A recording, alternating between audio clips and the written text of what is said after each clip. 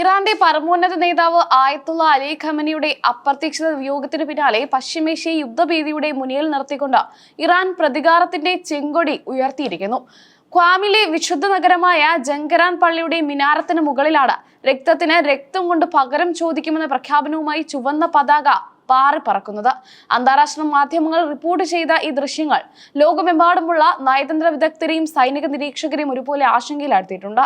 ഒരു രാജ്യത്തിന്റെ പരമോന്നത നേതാവ് വധിക്കപ്പെടുമ്പോൾ ഉണ്ടായേക്കാവുന്ന ഏറ്റവും തീവ്രമായ വൈകാരികവും സൈനികവുമായ പ്രതികരണത്തിന്റെ പ്രതീകമായാണ് ഈ ചെങ്കൊടിയെ ലോകം കാണുന്നത്.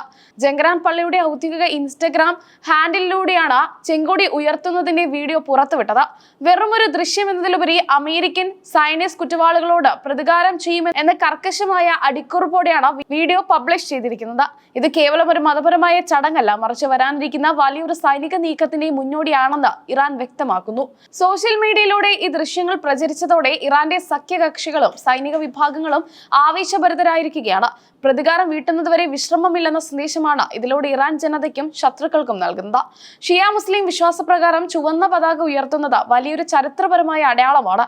അന്യായമായി ചീന്തിയ ചോരയ്ക്ക് പകരം ചോദിക്കുമെന്നതിന്റെ മതപരവും സൈനികവുമായ പ്രതീകമാണിത്. പാരമ്പര്യമനുസരിച്ച് കൊല്ലപ്പെട്ട വ്യക്തിയുടെ രക്തത്തിന് പകരം വീട്ടുന്നതുവരെ ഈ പതാക താഴ്ത്തില്ലെന്നാണ് വിശ്വാസം. ഇമാം ഹുസൈന്റെ രക്തസാക്ഷിത്വത്തെ സ്മരിച്ചുകൊണ്ട് എല്ലാ വർഷവും മുഹറം മാസത്തിൽ ഇറാനിൽ ചുവന്ന പതാക ഉയർത്താറുണ്ട്.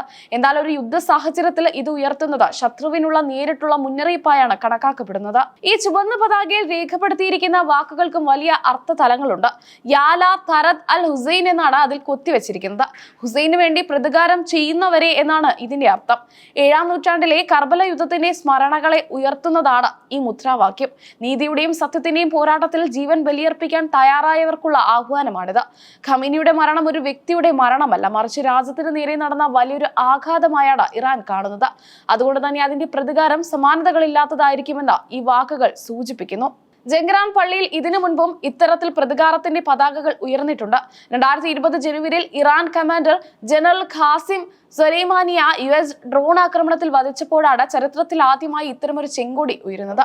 അന്ന് ദിവസങ്ങൾക്കുള്ളിൽ തന്നെ ഇറാഖിലെ അമേരിക്കൻ സൈനിക താവളങ്ങൾക്ക് നേരെ ഇറാൻ മിസൈൽ ആക്രമണം നടത്തിയിരുന്നു. കഴിഞ്ഞ വർഷം ജൂണിൽ ഇസ്രായേൽ ഇറാനെ നേരിട്ട് ആക്രമിച്ചപ്പോഴും സമാനമായ രീതിയിൽ ചെങ്കൊടി ഉയർത്തിയിട്ടുണ്ട്. ഈ ഓരോ ഘട്ടത്തിലും പതാക ഉയർത്തുന്നത് വെറും പ്രതീകാത്മകമല്ലെന്ന കൃത്യമായ സൈനിക തിരിച്ചടികളിലൂടെ ഇറാൻ തെളിയിച്ചിട്ടുള്ളതാണ്. 2024 ജൂലൈയിൽ ഹമാസ് നേതാവ് ഇസ്മായിൽ ഹനിയെ തെഹ്റാനിൽ വെച്ച ഇസ്രായേൽ വധിച്ചപ്പോഴും ജങ്കരാൻ പള്ളിയിൽ പതാക ഉയർന്നിരുന്നു.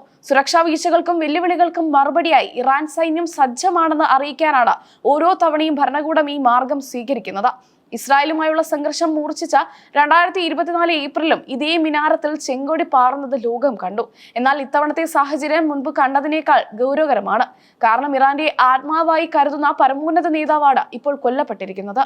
ചെങ്കൊടി ഉയർന്നതോടെ മിഡിൽ ഈസ്റ്റിലെ US സൈനിക കേന്ദ്രങ്ങൾ അതീവ ജാഗ്രതയിലാണ്. ഇറാന്റെ അത്യാധുനിക മിസൈലുകളും ഡ്രോണുകളും ഏത് നിമിഷവും വിശ്വസിക്കപ്പെട്ടേക്കാം എന്ന കണക്കുകൂട്ടലിലാണ് പെന്റഗൺ.